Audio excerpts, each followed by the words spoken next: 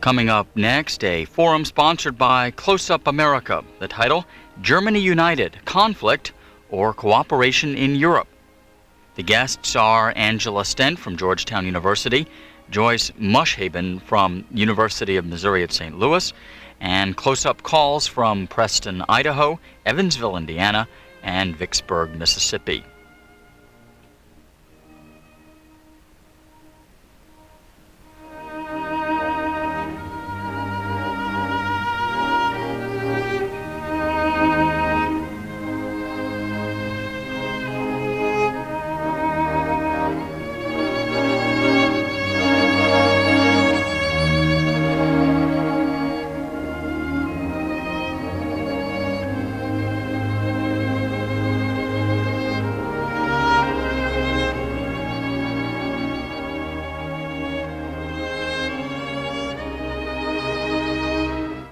Is produced by the Close-Up Foundation and is funded in part by the Burger King Corporation.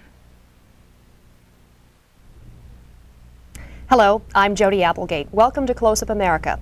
Tonight we'll be taking a look at the new United Germany with our guests, Professor Joyce Mushaben, Associate Professor of Comparative Politics and Resident Fellow at the Center for International Studies at the University of Missouri, St. Louis. Professor Mushaben is currently a Research Associate at the Center for German and European Studies at Georgetown University. She lived for many years in both East and West Germany and interviewed nearly 100 members of the East and West German parliaments. Also joining us is Professor Angela Stent, Associate Professor of Government at Georgetown University and member of the American Young Leaders Study Group on Germany.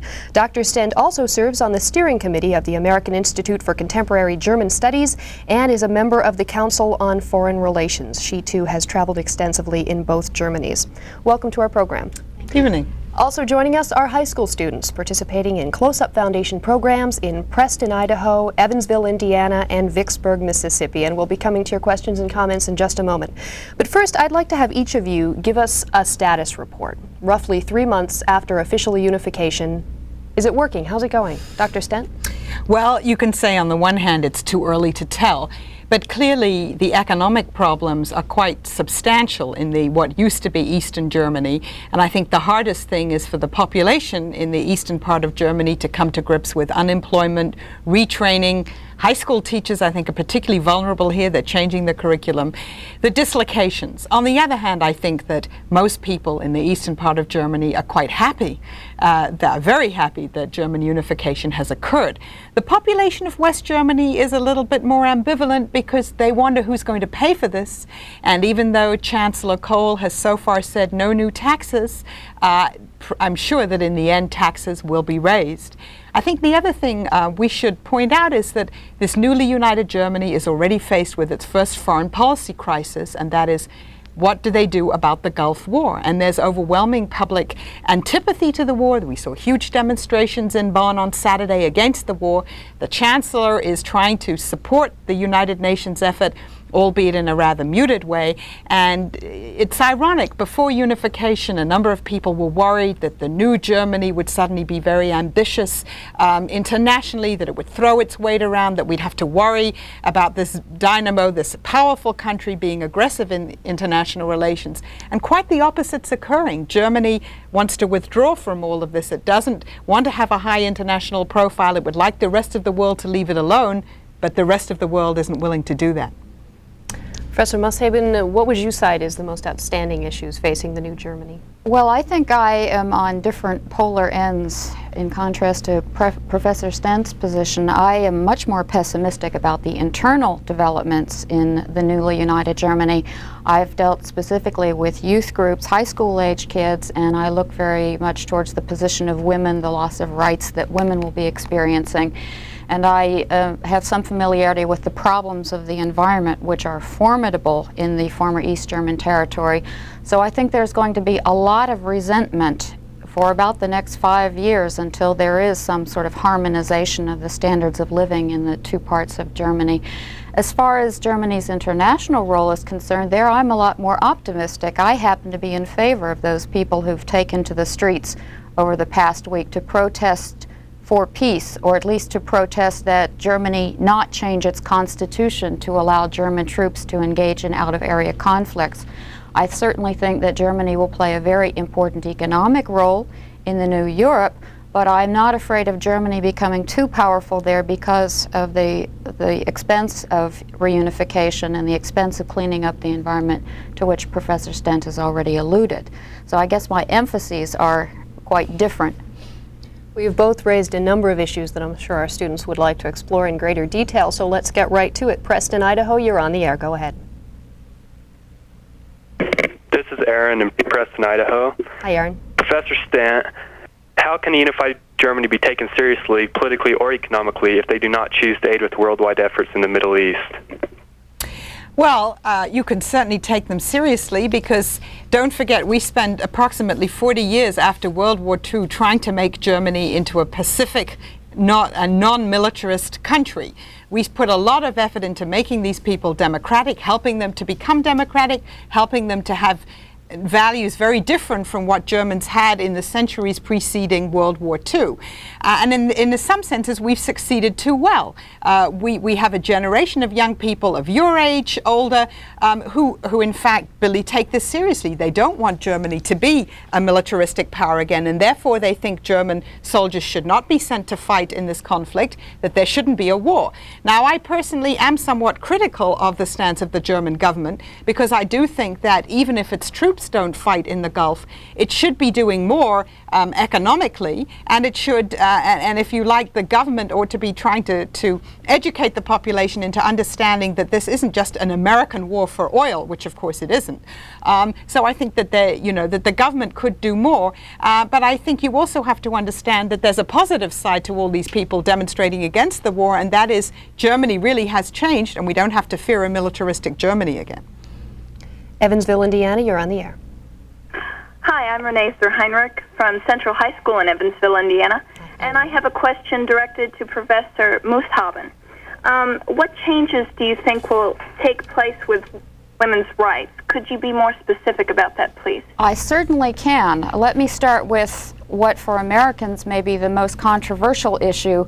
Abortion is essentially illegal in West Germany unless you can have doctors certify that you fall into one of four categories: criminal, for example, rape or incest; eugenic, extreme deformity of the fetus; the life of the mother; and then there is this category called dire social necessity. In essence, it is a doctor who makes a decision, and some of the states, the more conservative states, don't allow, or at least choose doctors who will not allow abortions to take place. Eastern Germany, on the other hand, has had the American formula, namely abortion upon demand for the first 3 months. So that is going to be a big difference if, in fact, the women of the East are subject to West German law, which, by the way, is based on the Criminal Code of 1871. So that tells you how modern that system is. Secondly, about 85% of the people of the families in the GDR had access to state-subsidized child care, as opposed to only about 12% in the Federal Republic. Now, the East German state was very generous with benefits to women to try to encourage them to have babies. Its purpose was to get more women or more people into the paid labor force. But 90% of the women between the ages of 15 and 65 were in fact part of the paid labor force.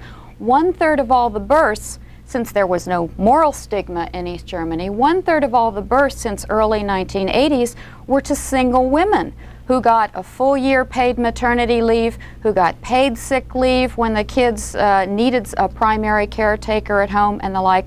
All of these rights will be wiped out after December 1991 unless the West German government chooses to take on or to subsidize some of these services. Now, I might also point out that about 2/3 of all of the people who have so far lost their jobs in the GDR have been women, because the West Germans are not as inclined to hire women engineers and the like. Where are these women going to go if those services are not going to be provided by the new state? Can I just add something to that? I'm sure you'll agree with me that there's a large number of women with young children who are single mothers by choice. in the eastern part of Germany, whereas West Germany is still much more traditional in terms of its family structure, expecting there to be a two-parent family. And I think it's going to be quite hard for these significant numbers of single mothers who've never been married with young children to be accepted in a society which is still rather patriarchal and focuses very much on a traditional nuclear family, and where the majority of women in the western part of Germany do not work outside the home. Vicksburg, Mississippi, go ahead. Hello, this is Beth Young from Warren Central High School, Hi, Beth. Vicksburg, Mississippi, and I'd like to address my question to Professor Mushaben. By accepting unification, the East Germans have given up several social benefits that have formerly been provided by the East German government. These benefits have been exchanged primarily for political rights. However, only 144 East Germans make up the 600-member United Germany Parliament. Is it possible that a small but powerful percentage of East Germans have swayed the country in order to obtain greater wealth for themselves? Well, Beth, I think that that's a little bit over. I think that's sort of pushing the point too far. I think that most of the people, beginning with the March 18th elections of 1990, voted for the conservative government because Helmut Kohl was, as they say, the man with the moolah. They were hoping that somebody would quickly come in and bail them out. And people were so excited about the freedom, the ability to travel for the first time in their lives. They saw these goods in the West German stores, and they were hungry, not in the real sense of the term, but hungry for consumption and to take advantage of all these benefits in society. Now, I don't think it really was a plot as far as only having 144 members in the Bundestag. That's a function of size. We know that a lot of our states are disproportionately represented or underrepresented as well. What I think is more important is the fact that the West German parties pretty much took over the elections, that the West German candidates were more visible on East German territory during the elections that I observed with Professor Stent and in subsequent elections. That, I think, is unfair because democracy for me means that you presume that people can learn. But people need time to learn how to participate in a system. People need time to figure out what the cost and benefits of voting for a particular party are going to be. And they were just too overcome with the hardships that presented themselves immediately. So I'm not concerned that it is really a putsch or some kind of plot. And I also think that once the East Germans start to figure out what it was they were giving up, for example, the women, who are 52% of the population, then we may see them trying to take back some of those rights. Those social rights are construed, are understood as political rights. Democracy should give you more rights, not take them away. Can I just add something to that? It's a very important question, Beth. I mean, I think what we've been hearing from Professor Mushaben too is that the real problem is that unification came so quickly. You had a series of demonstrations beginning in about March of 1989 and culminating, well, first of all, with the overthrow of the communist leader Erich Honecker, the Stalinist leader, let's say, and then with the fall of the Berlin Wall in November of 1989. And at that point, nobody believed that unification would come quickly, and it was a popular revolution. The people wanted unification, and they wanted it as quickly as possible because they didn't want to go back to the old system. They feared that the all-pervasive secret police, the Stasi as they were known, would try and restore the old system. And hence what Professor Mushaben has described, elections were called within a few weeks. Well, how could you expect in a country that had been dominated by communists, ruled by communists, controlled by communists for 40 years, that you would suddenly have independent political parties with a real dialogue going on? It was inevitable that the Western parties would take them over, the West German ones, because they had the money. And I think, again, what people are going to have to work out now is how you come to terms with something that happened very, very quickly, but it happened because of pressure from the East German population. I'd like to take this opportunity to remind the folks in Vicksburg to keep your TV turned down when you're asking your question. That way we can avoid the slight echo that we heard last time around.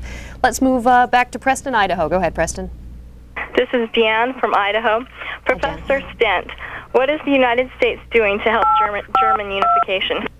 Well, Jan, that's a good question. The United States primarily was very important in enabling German unification to come about. If the United States had not immediately and enthusiastically supported the move toward German unification when Chancellor Kohl decided that this is the way he wanted to go, and if the United States had not put pressure on President Gorbachev to allow German unification. Don't forget, the people who prevented it in the first place were the Soviets. They wanted a divided Germany. They feared a united Germany. And the US put pressure on the Soviets. It helped soften them up. And eventually, of course, they changed their mind. Now, not only did the Soviets allow Germany to be united, but they also changed their mind about NATO. They were willing, by July, to accept a united Germany in NATO. And again, this was not without a little pressure from the United States. So in a sense, we have done as much as we could. We were in the forefront of helping Germany to unify. At the present time, the German-American relationship is a little complicated because of what's happening in the Gulf War, and because in some ways our leaders feel in Washington that Germany should be more supportive of the US Gulf effort because of what we did for them during unification. But this may change with the fortunes of the war. But I would say that the United States was really the most important outside country in facilitating unification. Well, I see the picture a little bit differently, but my sense is that we did not really have a policy towards East Germany the last 40 years, and when all of these events occurred, the United States government was still pretty much without a concept. We allowed the dynamics of unification, or the dynamics at least of revolution in Eastern Europe, to proceed to the point where we couldn't do anything but support that particular movement, since unification had been the official policy of the United States government. Although Alfred Grosser, one of the French historians, said that everybody loved reunification as long as they thought it was impossible. Now, I would argue that Gorbachev had a lot of other reasons for finally allowing unification and even permitting the new Germany to be integrated into NATO because of the destabilized situation in Eastern Europe. It was easy to persuade him, I believe, that it would be better to have Germany remain in this unified NATO structure, including the eastern part, than to have it fall apart along with the rest of Eastern Europe. The other point I want to make, though, about the so-called U.S. contribution is that Americans don't really understand oftentimes what the nature of the German contribution has been. The Germans are now going to be giving about $13 billion to the Soviets to help them build apartments and the like, just so that they will remove their troops from what used to be Eastern Germany. The West Germans used to have to provide 90,000 free apartments for the American soldiers. They had over 5,000 nuclear military maneuvers taking place on their soil every year that was costing the federal government $70 billion over a period of 15-20 years just to repair the agricultural lands that the wide-body vehicles had been driving over.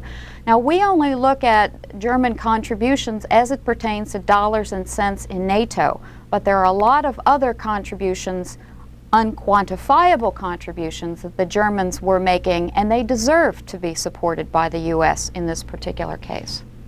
Evansville, Indiana, go ahead. Robin Racer from North High School in Evansville, Indiana. Hi, Robin. This question can be directed to either professor. Some economists predict there will be a higher unemployment rate as a result of the unification of Eastern and Western Germany. How high and how long do you think the rates can go on before they have a detrimental effect on the German federal budget? Well, they've already had a very detrimental effect. There are about 8 million people in the paid workforce in East Germany. So far, about 2 million of them are unemployed, but that's not all of the story because they call 1 million of these people layoffs, but that means in essence they aren't working. They just want to keep them out of the official statistics. The guesstimates are that unemployment will go up to about 3 million people by the end of the year. Well, that's 30 to 35% of the labor force unemployed. The West German economy is booming, and the reason it's booming, with over 5.5% growth last year, is because all of these West German factories are simply producing more goods, which can be sold to East Germans rather than coming into Eastern territory and actually investing there, building factories. Unfortunately, however, there's no easy way to do it. Now, these people won't go hungry and they won't become homeless as they would in the States, because West Germany also had a welfare state and provides unemployment compensation. But I think we can't forget the fact that East German salaries among the people who are working are only about 30 to 40% of West German salaries, and yet they're paying the full West German prices. Now, for their groceries, rents will probably go up, and it's the insecurity that people have right now that will probably be more destabilizing than the actual fact of unemployment and how people get money to live on over the course of the next year and a half. Vicksburg, go ahead. Hi, I'm Christy Holman from Warren Central High School in Vicksburg, Mississippi. Hi, Christy. I'd like to direct my question to Dr. Stent. How will unification affect the athletic teams, such as the Olympic teams and national soccer team? That's a very good question, Christy. As we know, the East Germans excelled at one thing, if nothing else, and that was their athletics. That was because in a communist society, they could put all their resources if they wanted to do something well. They took very young children, if they identified them as being, athletically gifted, and they really trained them very well. Now, we also have all heard stories about the degree to which they trained them well, so well that some of the women swimmers were given so many steroids that it was questionable whether in a hormonal sense they were still women. But never mind, they did very well in the Olympics. And this is a real worry now in Germany, particularly in the eastern part, that with unification and without this communist system where you take very young children and you put them in this very disciplined regimen for years to make them into excellent sportsmen and women, whether in fact Germany will fall behind in its, or the eastern part of Germany will not achieve what it used to do in the Olympic games and in other athletic events, we'll have to wait and see. My hunch is that it probably won't do as well anymore, because once you take away that system of compulsion, you're not going to have athletes trained the same way. Preston, Idaho, go ahead. Idaho. Professor Stent, you say there is no longer a need to fear a military Germany, but are there any precautions being made to ensure that they won't overpower the other countries in Europe? And are the other countries in Europe fearful of this? Well, that's a good question. I'm sorry I didn't catch your name. Well, the most important precautions have already been taken. Germany is a member of the North Atlantic Treaty Organization, the NATO alliance, and this is a common alliance, and there are limits to what it can do. It is also the most probably important member of the European community, the Economic and Political Association of the Western European countries, which also provide limits to what it can do. And it is a member of the Conference on Security and Cooperation in Europe, CSCE, a grouping of 34 countries now with United Germany, 34 European countries, East, West, and neutrals, that have signed a common security agreement in 1975 and that lasts until today. And I think what we have to be thinking about, however, is beyond the current alliance structures. I don't think the NATO alliance will last much beyond the end of the century, which after all is only 9 years away. And I think that things like an all-European security system, such as we have, need to be beefed up, precisely so that we can anchor this new and powerful Germany in an international peaceful system and make sure that there are continued limits to what it can do. But at the moment, I think there's nothing to fear. Well, there are also two provisions in the West German or in the new German constitution that will not allow the Germans to get involved in military confrontations outside of Europe. That's why the United States is trying to push Germany right now to change that constitution. But for me, the better news is that last year there were 77,000 conscientious objectors in Germany. Now, that was only in the western part, and the first day that the United States and its allies went to war in the Gulf, over 50,000 school kids in the new Germany took to the streets in protest. I'm sure your principals won't want to hear that, but that to me is the sign that Germany has really changed. Evansville, Indiana, you're on the air. Yes, my name is John Howard from Evansville, Indiana, Harrison High School, and my question is for Professor Stent. Most of the economic problems of a unified Germany that I've heard about have been short-term problems. What do you think are some serious long-term economic problems? Well, that's a very good question, John, and I think the Germans themselves wish they knew that. One of the long-term problems is how much is unification going to cost? Professor Mushaben has already mentioned the terrible environmental problems in the eastern part of Germany. When she and I were there in March to observe the elections, it was my first trip to Leipzig, which is not one of the most polluted cities. After 2 hours of walking around, I could barely breathe. It's an environmental and ecological disaster in the eastern part of Germany, and therefore the cleanup for that is going to cost much more than anyone had ever believed. Also, it turns out that even though we believed that the East German economy was the most efficient of all the communist economies, that they had the 9th highest standard of living in the world, it turns out the economic system was much more rotten than we realized. And now they're trying to privatize the industry. They have a man responsible for selling off the state-owned enterprises to private industry. And even with a lot of help from the federal government in Bonn, that is going slowly, and they're anticipating now meeting many more hitches than they'd initially anticipated. I still don't see this as a long-term problem. I would assume that within the next 5 years, with the hard work of the Germans, that many of the economic problems in the eastern part of Germany will be resolved, and that you will be able to build a viable modern technological infrastructure, and that the ecological issues will at least be addressed in some way towards solution.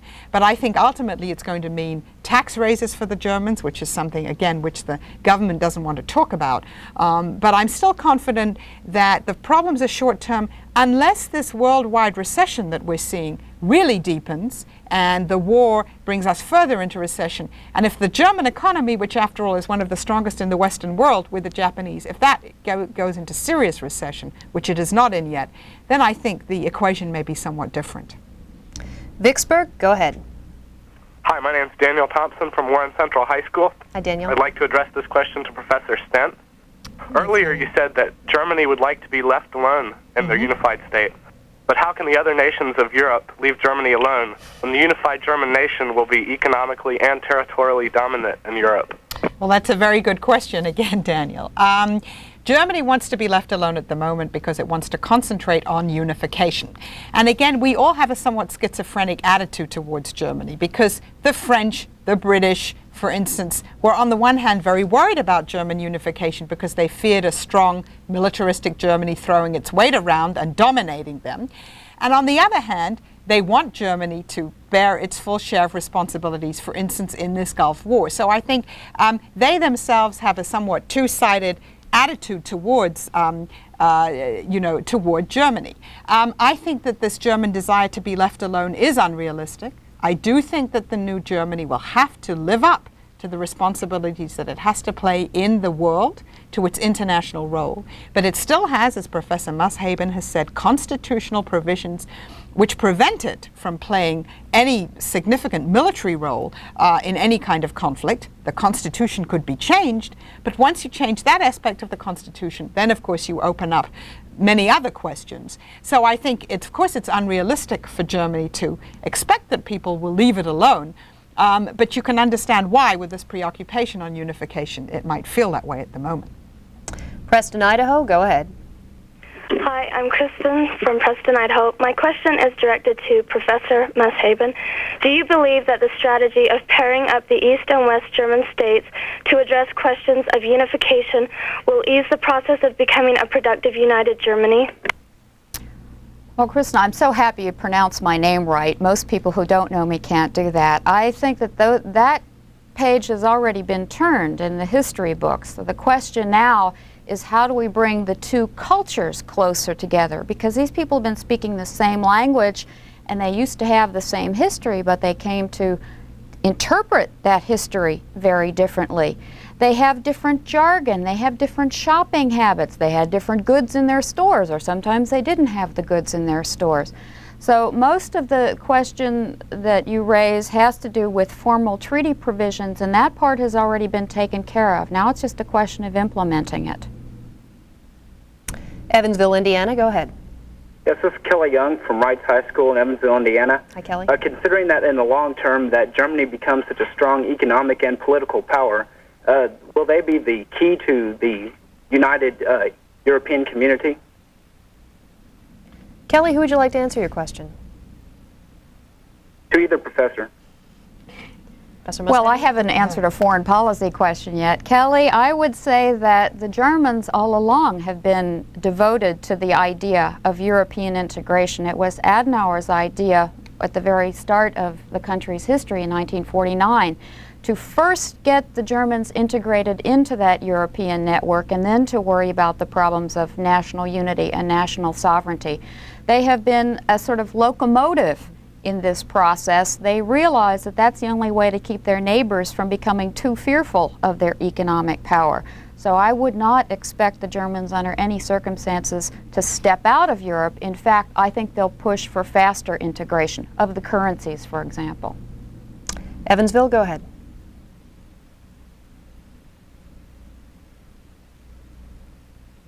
Go ahead, Evansville. As you know, there's a fear of another strong German military like in World War I and World War II.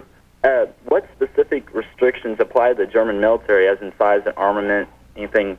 Could either professor elaborate on that? Professor Stent?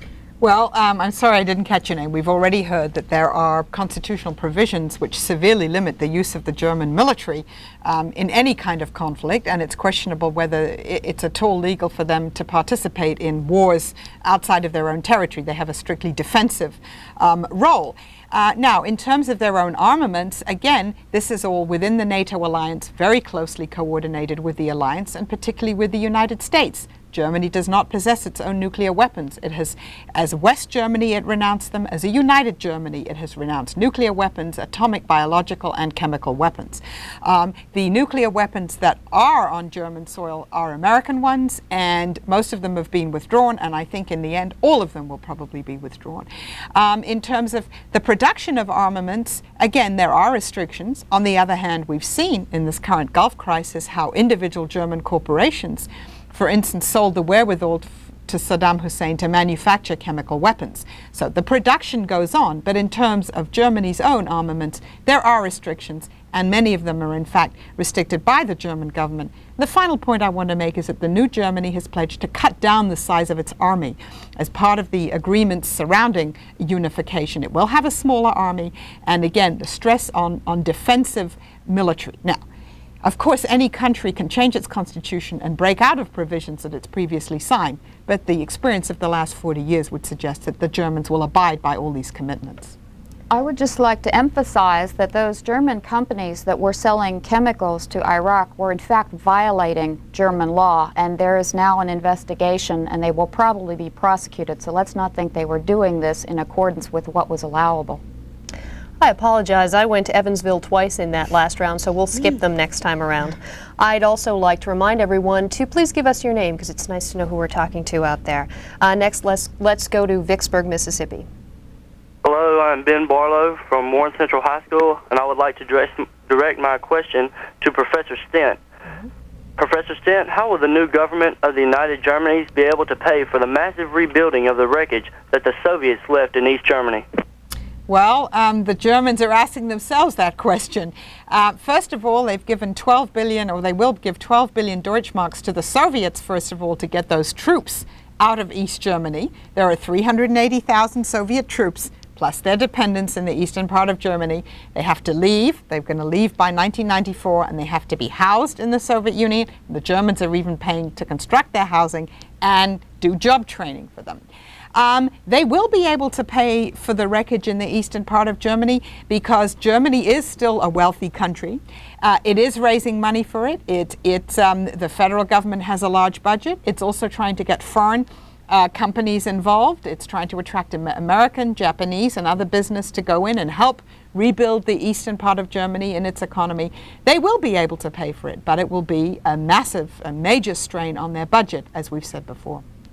Preston, Idaho, go ahead. Hello, my name is Jason from Preston. Hi, Jason. And my question is directed to Professor Mushaben. And my question is, in the next election of United Germany, if the Social Democrats come to power, do you feel that the government will lean towards socialism due to the economic problems and civil unrest?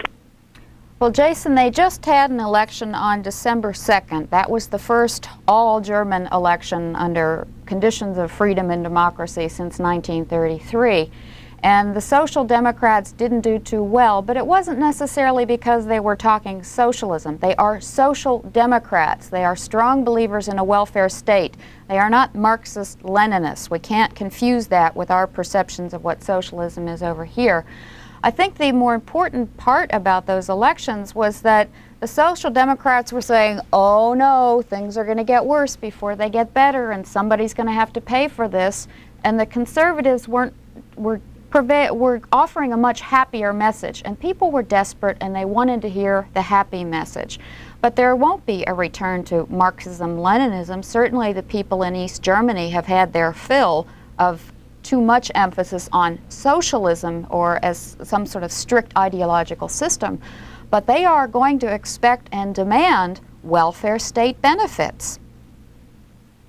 Skipping Evansville, we go to Vicksburg, Mississippi. Go ahead, Vicksburg.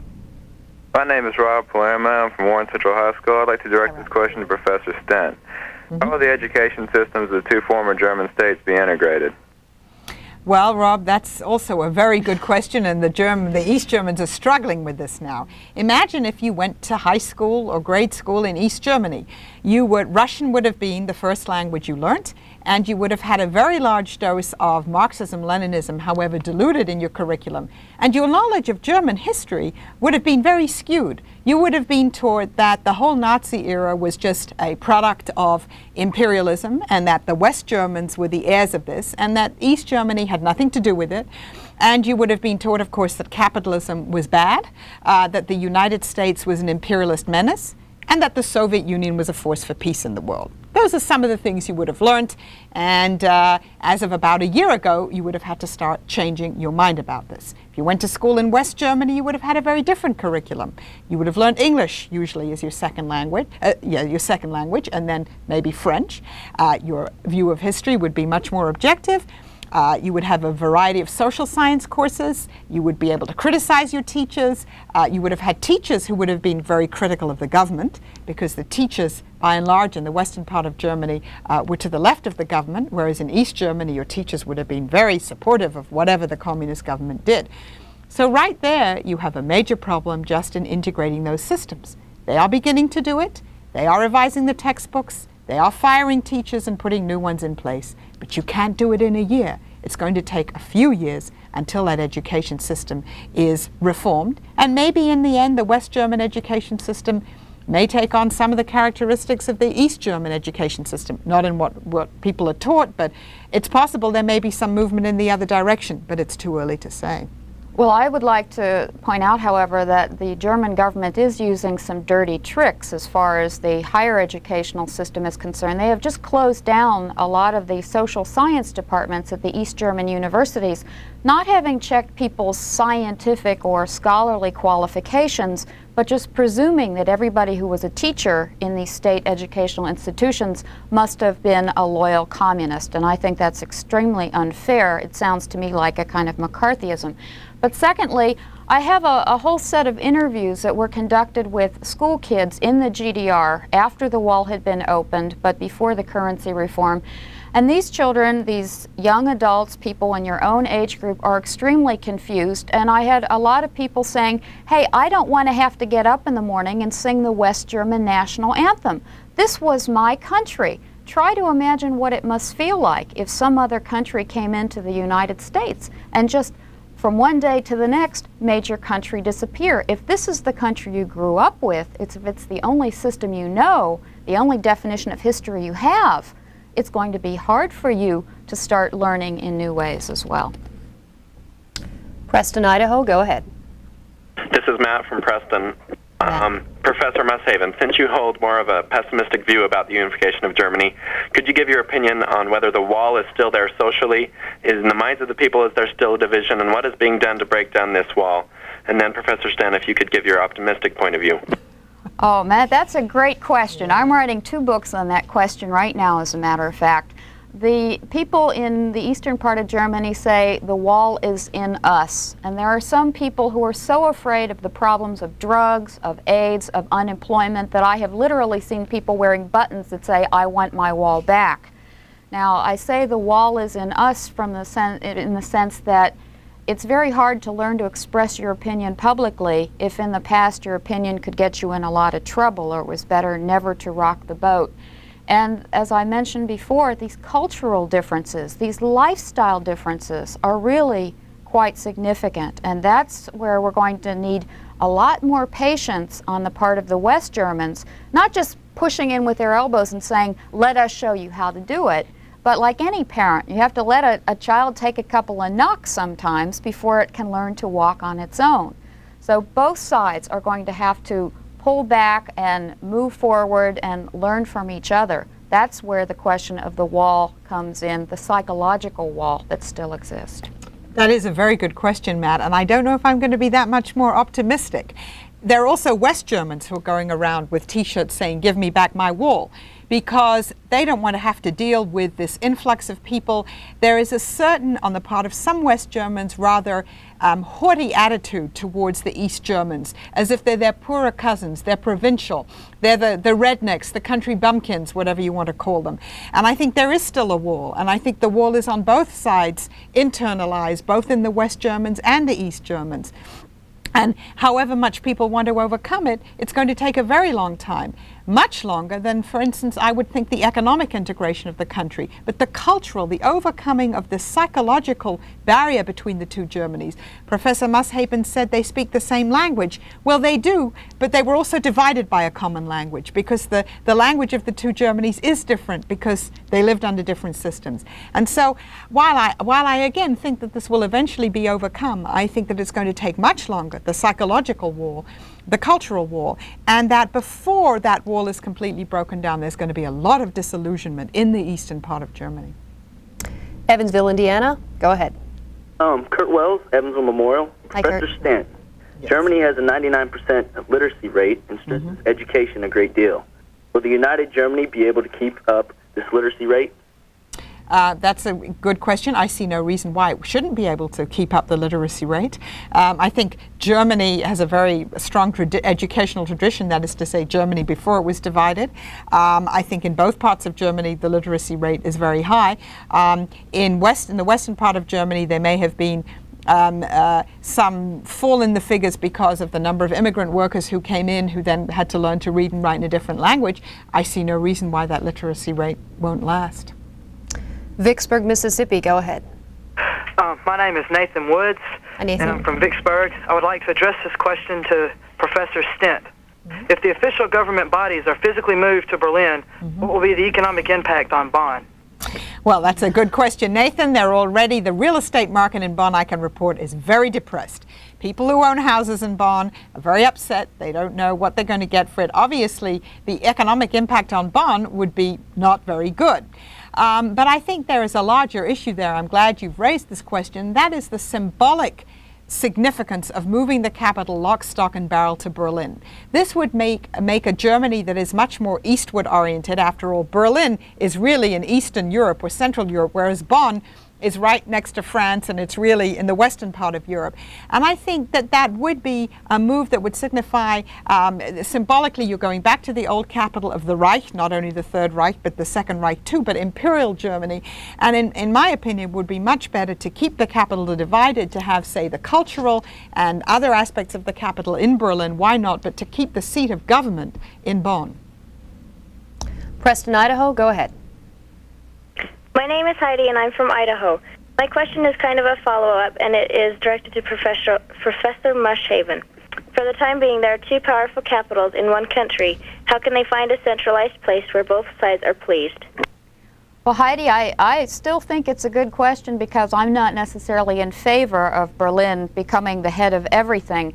I think there is a possibility, and this is the way people have left it so far, that Berlin could be the symbolic capital, and that you could bring in a lot of the, let's say, the European functions, the representational functions in the environmental agency, for example, or have meetings of the European Parliament taking place in Berlin to symbolize, as Professor Stent said, a coming together of Europe and not just a coming together of Germany. And then you could use Bonn to continue to house the major ministries. They've just had all these incredible construction projects. Where are you going to house people in Berlin? There's always been a serious housing shortage in the city of Berlin, in West as well as in East. So maybe what the Germans should be advised to do is to divide up those functions of government. Evansville, go ahead. My name is Chad Rogers. I'm from Castle High School in Newburgh, Indiana. My question is directed to Professor Stent. There's a great fear throughout the world is the emergence of Nazism. What is the status of neo-Nazism within the unified Germany? Well, that's a very important question, Ted. There, of course, are neo-Nazi groups. There have always been neo-Nazi groups in West Germany, although they've never been that important. Only once in the late 1960s did they have a significant percentage of the vote. What's disturbing is the emergence in East Germany, in the eastern part of Germany, as you get freedom and people allowed to express their own opinions, the emergence of this neo-Nazism in a country where it was completely taboo and forbidden for 40 years. I see this more as something temporary, that in coming to terms with their past and in trying to accept freedom, don't forget, in the eastern part of Germany, with the exception of the Weimar Republic between 1918 and 1933, a very imperfect democracy, the Germans have not known, the East Germans have not known democracy and freedom of expression. And they're going to have to get used to it again. So I wouldn't be too concerned about it as long as the German government makes it quite clear that it is just unacceptable to have these neo-Nazi sentiments expressed on any official level. I think that the question is extremely important, and maybe it'll help us all to think a little bit about certain social developments in our own country, the rise of gangs, for example, inner-city gangs. I think a lot of this so-called neo-Nazism among younger people in Germany is really a psychological problem. What did my generation do? I was a little bit too young to be directly involved in the 60s, but that's my political home. When we wanted to rebel against our parents, we let our hair grow long. Well, we're now talking about the children of the 60s generation, and when they want to rebel, they shave their heads, they put on leather jackets, they use Hitler slogans, they use Hitler symbols. But as the promoter of rock concerts once told me over in Berlin, they look like Hitler Youth, they sound like Hitler Youth, but they don't know who Hitler was. You know, in part, it's people reacting against their own insecurity. They're afraid they aren't going to get jobs, and so now they're afraid that all these foreigners will take the jobs away from them. They have had a moral vacuum. The East Germans have been without laws, essentially, for the past year because the old system had broken down and the new system wasn't there yet. So you may want to identify with them a little bit at that level of psychology and how young people respond when they don't see any future prospects for themselves. Vicksburg, Mississippi, you're on the air. My name is Charles. My question is for Professor Stent. Yes. I'd like to know, how will major exports such as automobiles and steel be affected by reunification? How will major exports like automobiles and steel be affected by unification? Not very much at the moment. I mean, what determines the structure of Germany's exports, first of all, it's domestic industry, and then it's a member of the European community. And, you know, we've had the United States has its differences with Germany over its exports, but that has to do with Germany as a member of the European community. At the moment, again, they have to revive the East German economy, and then they have to start producing things in the eastern part of Germany that people in the rest of the world want to buy. So at the moment, I don't see any major effect of it. Preston, Idaho, go ahead. H.K. Smith from Preston. How does the German government plan to resolve the differences in culture and attitude between East and West Germans? And I'd like to ask both of the professors. Well, the first thing you can do is turn on the television, and everybody's watching the same commercials and the same news, and they're starting to pick up the same language. And now that the West German goods have been brought into the eastern part of the country, there's going to be a quick leveling of consumer differences there. If they take over a lot of the West German school books, at least the next generation coming through the pipelines will have the same version of history. I think it's the older generation that's going to have a tougher time, however. And a lot of, we hear all the time about lots of the East Germans who have left their homeland and have gone to West Germany, 350,000 in 1990. But what about those 15 million people who stayed? Obviously, despite the environmental pollution and the like, there are a lot of people who feel at home in East Germany. And if there are a lot of people who feel at home in their small towns in West Germany, that's fine. Identity doesn't have to be something aggressive. It can be tied to local loyalties and attachments. Those cultural differences are okay. Evansville, go ahead. Hi, my name is Christine. I'm calling from Central High School in Evansville. Hi, Christine. My question is for both professors.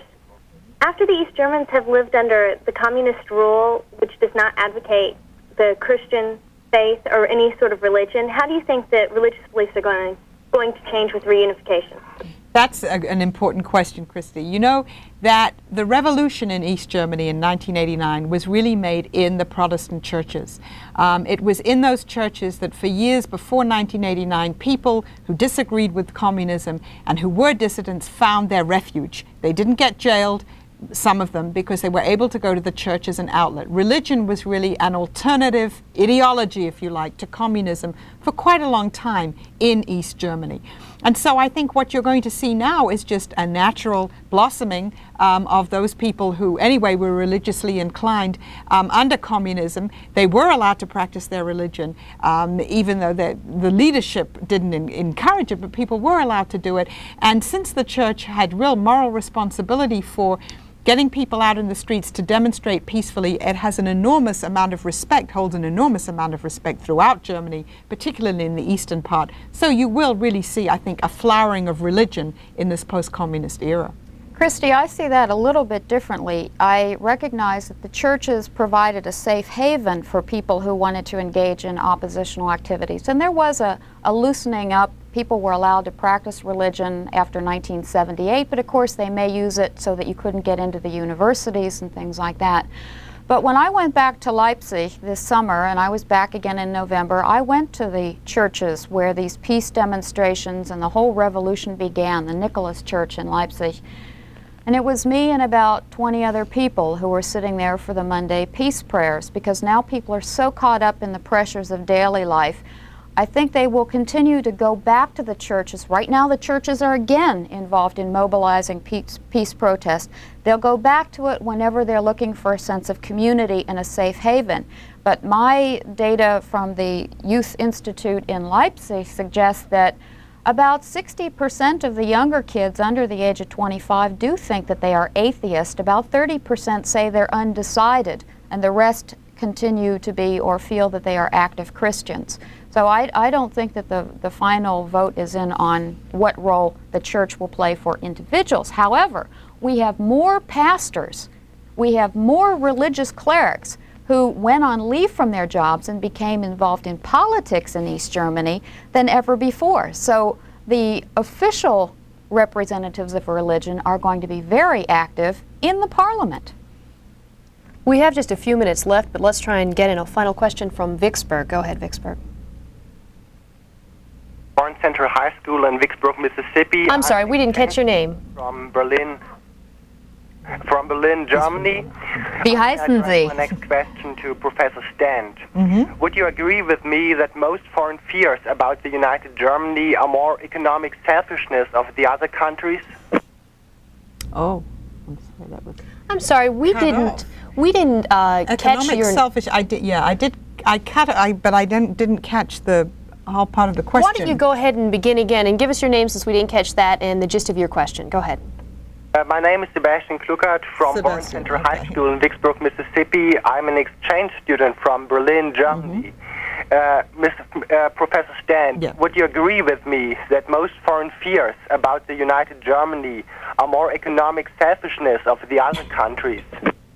Well, it's a good question, Sebastian, and I think it reflects a certain viewpoint, particularly in Germany. Of course, there is economic jealousy about Germany, by its European neighbors and also in the United States. Germany is, after all, economically more productive than are its European community partners or the United States, for that matter. And of course, there is a fear that once German unification is over, Germany will be the dominant power. I mean, it already is, but even more so in Europe, and that Germany and Japan, between them, the two defeated countries of World War II will rule the world economically. So there's clearly an economic component there. I don't know whether we call it economic selfishness, it's an economic component. But I think there's also a justifiable political component, given what we know what Germany has done in the 20th century. I think to have some concerns about the political aspects of a united Germany are not it's not dreaming, it's not illusory, and I think you shouldn't only look upon it in terms of economic jealousy. Let's try and squeeze in one more question. Preston, Idaho, go ahead. I'm looking at a map of Europe right now. This is Matt from Preston, and I see Germany as a central country within Europe. How will relations change between Germany and the Eastern European countries, in view that those Eastern European countries, such as Czechoslovakia and Poland, are striving for their own personal freedoms? Well, I think the map itself isn't the whole story, because let's compare the countries, not just their location, but their size and their population density. Germany has no alternative but to get along very well with all of its neighbors. And now, of course, it's exposed on that entire front since it has incorporated Eastern Germany. The West Germans started supporting Poland back in the early 1980s with credits. They started supplying Hungary a long time ago. They see Eastern Europe and the other parts of Europe as potential markets and the like, but it's a question of either we all hang together or we will all hang separately, and the Germans have learned economic cooperation and political cooperation, will continue to engage in it. Unfortunately, that'll have to be the last word on the subject. Thanks to both of you for joining us. Thanks also to our students and to their teachers, namely Kent Christensen, Rick Borries, and Craig Rittenhouse in Idaho, Indiana, and Mississippi, respectively. We hope you enjoyed this edition of Close Up America and that you'll join us again soon. I'm Jody Applegate for the Close Up Foundation. Thanks for watching.